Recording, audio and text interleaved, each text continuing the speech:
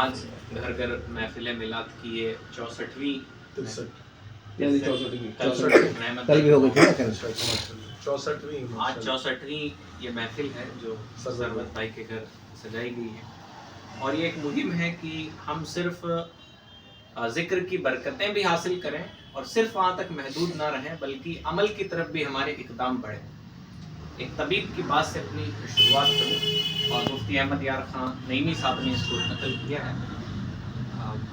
انہوں نے لکھا ہے کہ ایک طبیب تھا، اس کے پاس ایک بوڑھا شخص آیا، بہت ایماندار طبیب مانے ڈاکٹر۔ تو وہ ڈاکٹر کے پاس ایک بہت بوڑھا شخص آیا اور اس نے کہا کہ ایسا ہے کہ میرے پاؤں میں بہت تکلیف رہتی ہے۔ اس نے کہا آپ کو دوا کی حاجت نہیں، یہ بڑھاپے کا اثر ہے۔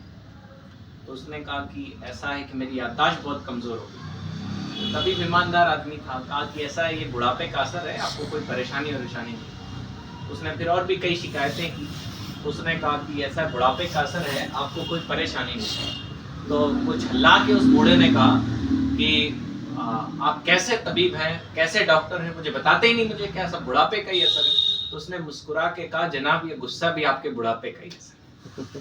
اس کے بعد مفتی صاحب نے لکھا ہے عین ایسے ہی مسلمان معاشی طور پہ تنزلی یعنی گراوٹ کا شکار ہیں، مسلمان اسی طرح تعلیم کے میدان میں گراوٹ کا شکار ہیں، مسلمان مذہب کے میدان میں گراوٹ کا شکار ہیں، نیز دنیا کے ہر شعبے میں بظاہر دین اسلام کے ماننے والے آج ہندوستان میں ہی نہیں بلکہ ہر جگہ ہمارا جو گراف ہے وہ نیچے گرتا ہوا نظر آ رہا ہے۔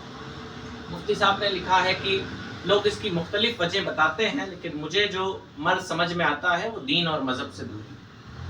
تعلیم کی بنیاد پہ قومیں یقیناً کامیاب ہوتی ہیں، لیکن اپنے بزرگوں کا طریقہ اور طور چھوڑ کے کوئی قومیں کامیاب نہیں ہوتی۔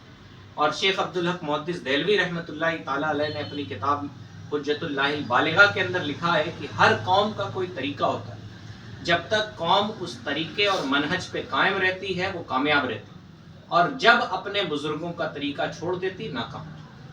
سیدھا سمپل سا قدرت کا قانون۔ دنیا کی جتنی کامیاب ترین قومیں ہیں وہ اپنے جو بزرگوں کے طریقے ہیں ان سے جڑی ہوئی، لیکن آج افسوس کی گردش زمانہ نے ہمیں مذہب اسلام سے بہت دور کر دیا ہے۔ مذہب برائے نام ہمارے گھروں میں ہے، مذہب برائے نام ہماری زندگیوں میں ہے۔ مسلمان چاہتا ہے ساری دنیا پہ اسلامی حکومت قائم ہو جائے، لیکن نہ ہمارے گھروں میں مذہب اسلام کی تعلیمات بچی ہوئی ہے، نہ ہماری خود کی ذات میں مذہب اسلام کی تعلیم بچی ہوئی ہے۔